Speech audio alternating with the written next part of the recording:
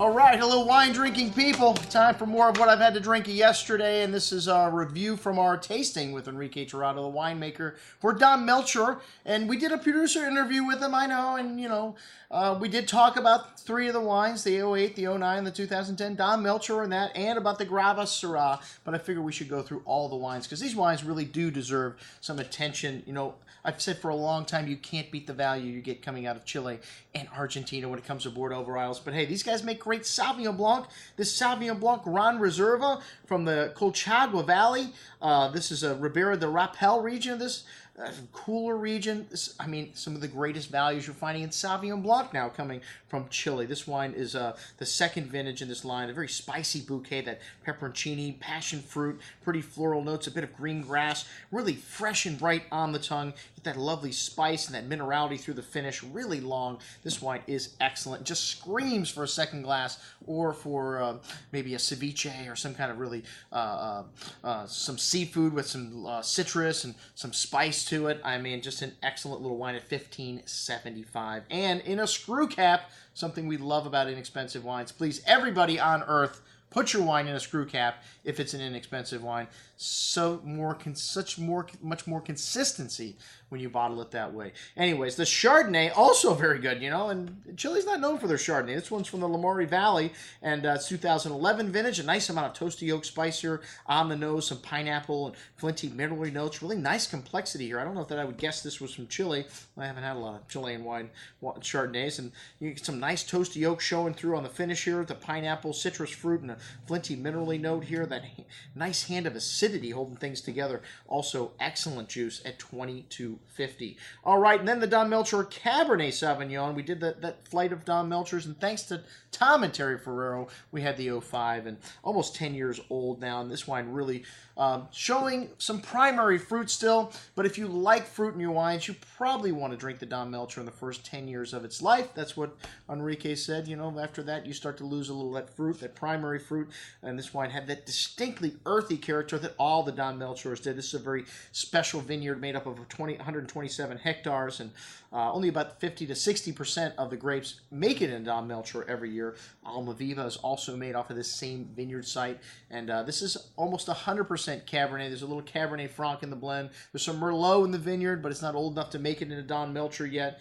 And this 2005 really hitting on all cylinders here. Some really nice, as I mentioned, some cassis and currant berry fruit, some coffee and mocha, some peppery spice, and a really long finish. Lovely freshness here in this wine. The 2008, this wine was showing a little bit tannic here, a little bit backward. On the second day, it opened up a little bit, but still dry. I would hold on to this 2008, still very young. Some nice black pepper, bitter cocoa to the currant and cassis berry fruit, and some dry tannins coming through on the finish. But this wine's got a lot of fruit. It's definitely balanced, and it's going to age most excellent juice. 2009 Don Melchor was the best of the young Don Melchors. This wine was the most forward and seductive. Some lovely currant cassis berry fruit, hints of graphite mineral. You got that in all these wines. This one really stood out, and some chocolatey notes. Very smooth and silky on the tongue, though. The tannins really ripe and round. Really delicious currant berry fruit here. Some of that mineral and graphite notes showing through the finish. Already drinking nice, but could use another 5 years in the bottle at least. And then the 2010, the big boy. This is the current release. Just got 95 points. And always nice to get those points as recognition when you're making an iconic wine like a Don Melchor. The first vintage was 87. And when you talk to Enrique about his favorite wines, he started in 97. He says, they're all my favorites. I cannot talk about any of my children better than the others. But, I think you could see his eyes light up with 2010. This is a really special vintage for this vineyard.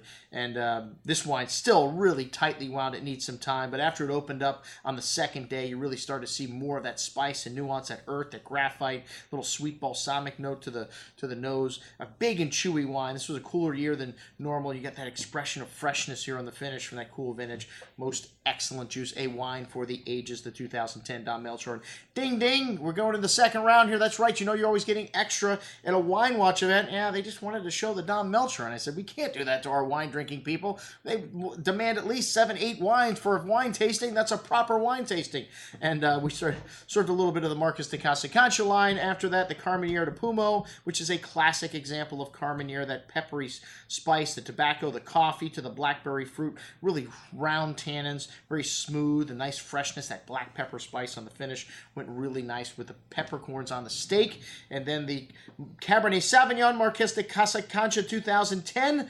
And this is Upper Maipo, and it's the Puente Alto vineyard, or the same vineyard that they get the Don Melcher from, some of it, I would imagine. 100% varietal, and this one's got that signature peppery spice to it as well, and that coffee notes, the Chilean Cabernet, currant and dark cherry fruit, really nice fresh earth, nice complexity on the nose at $22.50, man. It's hard to find wines from other parts of the world that are this good in the $20 price range. Really elegant style of Cabernet also. You notice that old world approach to winemaking. They have that rustic peppery spice, you know, from the nose showing through the finish, along with some herbs and earth.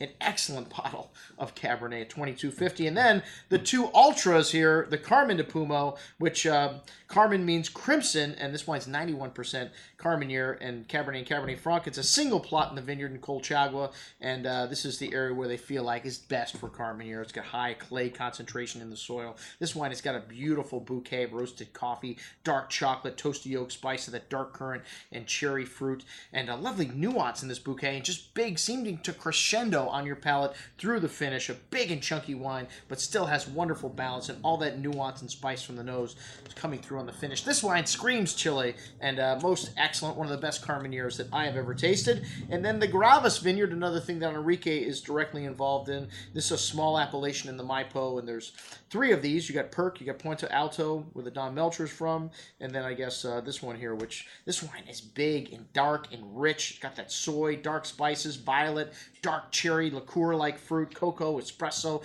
dark earth, sweet tobacco, black pepper. Just incredible complexity here on the nose, and a big and chewy wine on the tongue as well. That dark plum and cherry fruit, dark spices, ripe round tannins, and really wonderful balance in this wine. Even though it's big, it's got great freshness. This is a wine that should last for 10 years in your cellar or more. We'll have to come back and throw this into one of our Super Syrah tastings here in the near future, the 2008 Most Excellent Juice. And that is what we had to drink at our tasting with winemaker Enrique Tiraldo from Don Melcher. I'm your host, Andrew Lampasoni, signing off for the Wine Watch, saying remember, always drink the good stuff first.